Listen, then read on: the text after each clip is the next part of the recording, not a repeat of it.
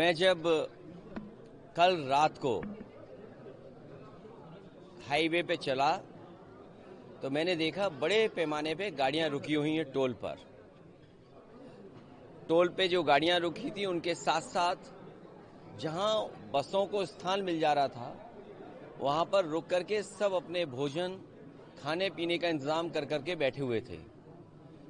इसीलिए मैंने कहा कि इस सरकार में कई मौकों पर हम लोगों ने देखा अपने मनोरंजन के लिए मनोरंजन कर ये लोग माफ कर देते हैं, टैक्स फ्री करते हैं फिल्में। अगर अपने मनोरंजन के लिए फिल्मों को टैक्स फ्री कर सकते ही हैं तो इतने बड़े पैमाने पे कुंभ यात्रा पर कुंभ में जाने के लिए स्नान करने के लिए लोग जा रहे हैं और दूर दूर से यात्री जा रहे हैं। सोचिए, जिन परिवारों से मैं मिला वो हिमाचल के थे, हरियाणा के मिले, मुझे दिल्ली के मिले। लोग इतनी दूर से चल कर के आ रहे हैं, न जाने कितना तो उन्हें टोल देना पड़ रहा होगा। जब आप 10,000 करोड़ से ज्यादा का कुंभ कर रहे हैं तो ये टोल माफ करना कोई बड़ी बात नहीं है, इसलिए टोल कर इनके लिए माफ हो जाना चाहिए। आपने लोकसभा में सूची की मांग की। देखिए, ये सरकार छिपा क्या रही है?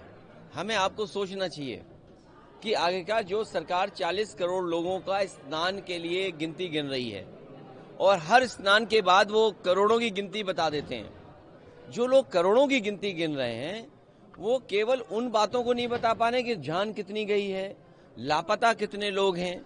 हम और आप लोग लगातार खबरें सुन रहे हैं, कोई अपने पिता को ढूंढ रहा है, कोई अपने परिवार के दूसरे सदस्यों को ढूंढ रहा है, भाई भाई को ढूंढ रहा है, बेटी पिता को ढूंढ रही है। तो ये जो घटनाएं सुनने को मिल रही हैं कि बेटा के पिता एक्सपायर हो गए हैं, उनको डेथ सर्टिफिकेट नहीं दे रहे हैं। आखिरकार क्या छिपाना चाहती सरकार? जब आपने कह दिया है कि कुंभ में मरने वालों के जिन परिवारों की जान गई है उनको 25 लाख का मुआवजा देंगे, मदद करेंगे उनके परिवार की, तो ये गिनती क्यों छिपा रहे हैं आप? ये गिनती इसलिए छिपा रहे हैं क्योंकि उनको मुआवजा न देना पड़े।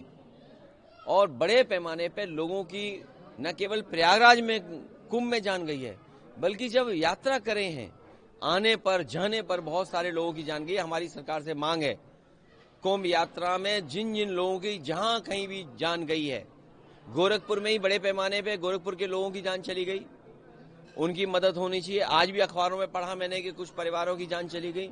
तो कुंभ में जान जाने वालों की, दूसरे प्रदेश के जो लोग आए जिनकी जान गई उनकी, और कहीं भी श्रद्धालुओं का एक्सीडेंट हुआ उसकी जान गई है तो सरकार को मदद करनी चाहिए उनकी। देखिए, दिल्ली का परिणाम जो हमने आपने देखा, आपको हम चाहते थे कि आप पार्टी जीते, आप पार्टी नहीं जीती, बीजेपी जीती है। लोकतंत्र में हम जनता का जो भी फैसला वो स्वीकार करते हैं, लेकिन उत्तर प्रदेश की हमने आपने लूट देखी है। ये जो लोग एक विधानसभा पूरी ताकत लगा दी इन्होंने, इन्हें तो लोकतंत्र में कोई बहुत बड़ा सम्मान देना चाहिए।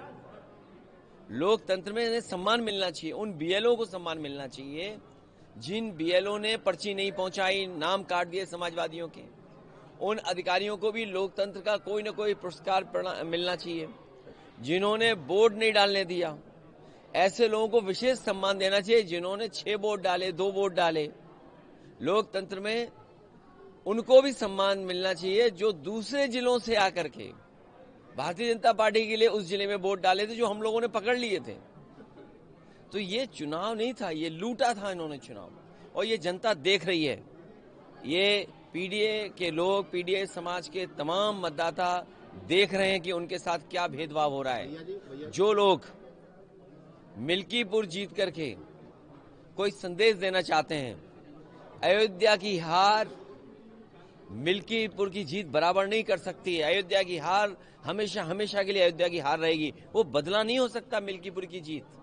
जो लोग ये कह रहे हैं मिल्कीपुर जीत करके बदला ले लिया, अयोध्या का बदला कोई नहीं हो सकता। अयोध्या की जनता ने अयोध्या में जिताया था, ये चुनाव भी जीत जाते, लेकिन इन्होंने बड़े पैमाने पे बेईमानी की है।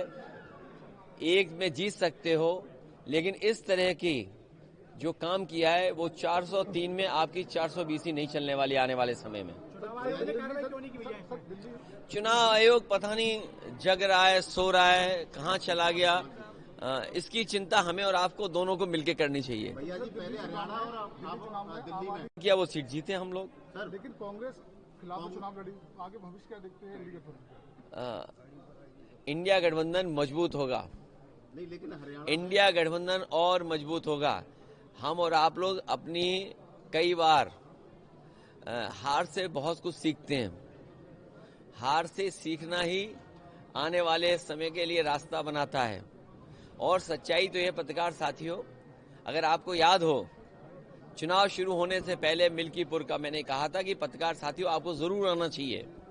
ये महाकुंभ की तरह 144 वर्षों बाद ये उपचुनाव हुआ है। ऐसा उपचुनाव आपको 144 साल बाद ही देखने को मिलेगा। आपने ये मौका, आपसे ये मौका खो दिया, चूक गया। इसलिए मैं आपके माध्यम से कहना चाहता हूं, लोकतंत्र के जांबाज लोग जिन्होंने ये चुनाव जिताया है, उन्हें प्रमाण पत्र मिलना चाहिए, उन्हें सम्मान मिलना चाहिए।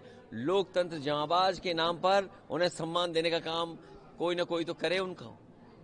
हरियाणा और दिल्ली रीजन वो भी मानते देखिए, मैंने आपसे कहा, हारने के बाद बहुत कुछ सीखने को मिलता है और हमें उम्मीद है आने वाले समय में इंडिया गठबंधन और मजबूत दिखाई देगा।